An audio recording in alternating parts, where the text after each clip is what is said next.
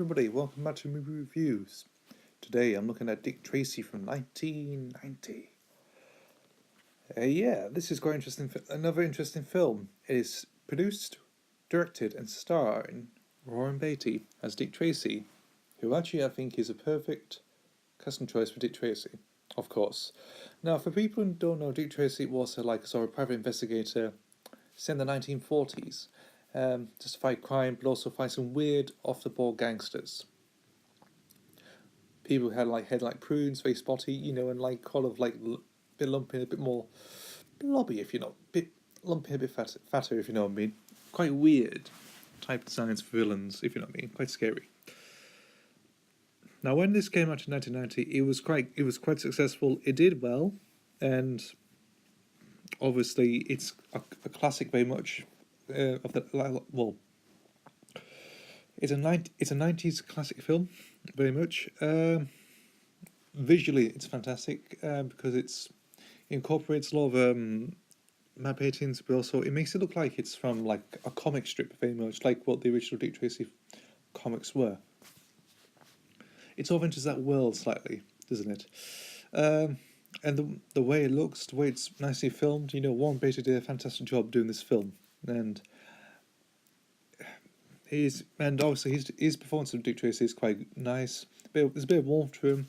He does keep it serious throughout the film, and also he's a little bit laid back sometimes, but he's still good. Obviously we've got Al Pacino in this film playing. I can't remember the villain's name now, but he plays the main antagonist of the film. He does a very good job, like an off the wall, out of this world type of role. Sort of performance he does. It's not like in Jack and Jill when he does like singing numbers. That is total garbage, total crap. Whereas this is very, this is very, very good of him. He goes well for the suit. He still looks like Al Pacino. He wears a little bit of mistakes now and again, and then obviously he wears like this sort of big suit over him. Makes it look comic book, a bit cartoony, but it does suit perfectly. We've also got Madonna as well, he's sort of the, I don't know, sort of, not the protagonist, sort of a side character very much. A nightclub singer who basically was on Al Pacino's wing and then falls for Tracy already. To be honest, Madonna's not a very good actress very much, which some people will say the same, but she tries okay in this film. She tries her best, if you don't mean. It's not really a bad performance, and because she's still she's mainly in the realm of controversy and pop. So the acting's not very good for her very much. Excuse me, my chest is going off a bit. But anyway, and we also have a nice little cameo from Dustin Hoffman, who plays Chuckles. I think his name is Chuckles, and obviously Tracy tries to interrogate him by drinking a glass of water, which is quite funny. He says, "Let me go." I do remember that. It's quite good, quite funny actually. And I do think Dustin Hoffman is a good actor. He does kind. He's sort of he's very light-hearted. He is. A fine actor he is. And obviously, in this film, we saw again like with Bernardo, sort of a side character very much, and tries his best. He's giving what the material offers him, and that's good. One thing to mention is the score, which is done by Danny Elfman. Now, obviously, it's similar to Batman, the previous year, 1989, when he did Tim Burton's Batman. It's got that sort of gothic edge, that sort of superhero comic book edge to it, which sort of works sometimes, but it just feels like a copy and paste sort of thing.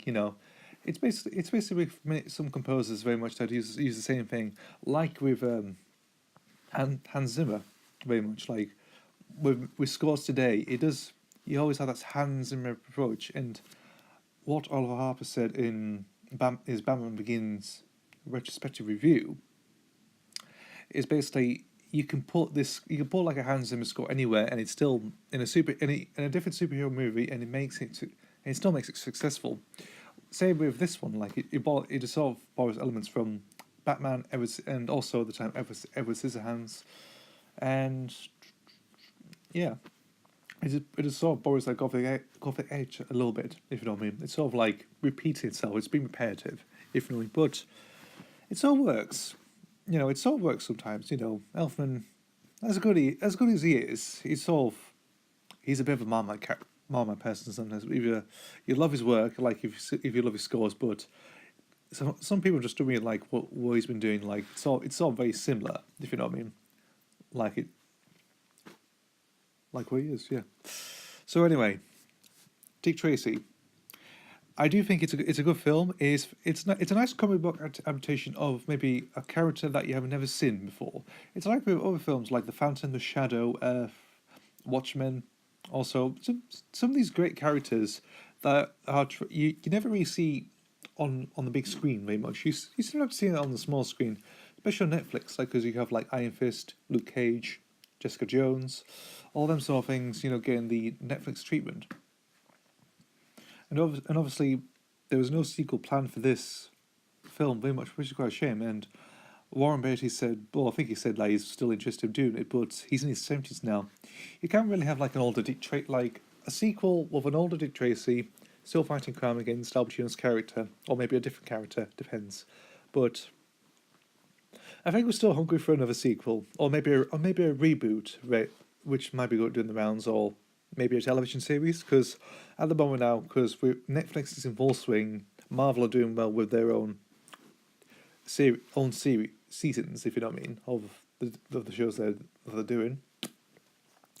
It might be interesting to see a little, maybe like an 8 episode series of Dick Tracy. You never know. That's all on the card here. If anyone's interested in doing that, you know, to get the character right, the setting right, the music, the music right in a similar vein. So that's my sort of thoughts on Dick Tracy, and I do have to admit it's a good film. It's it's a film that is different alike. It all borrows elements from film noir, but it is fantastic for what it is, and I do recommend it. So that is my short review of Dick Tracy from 1990, written no, directed, produced, and starring Warren Beatty, in one of his finest roles, one of his memorable roles anyway. Well, one of them. So yeah. Anyway, I'll see you for the next review. All right.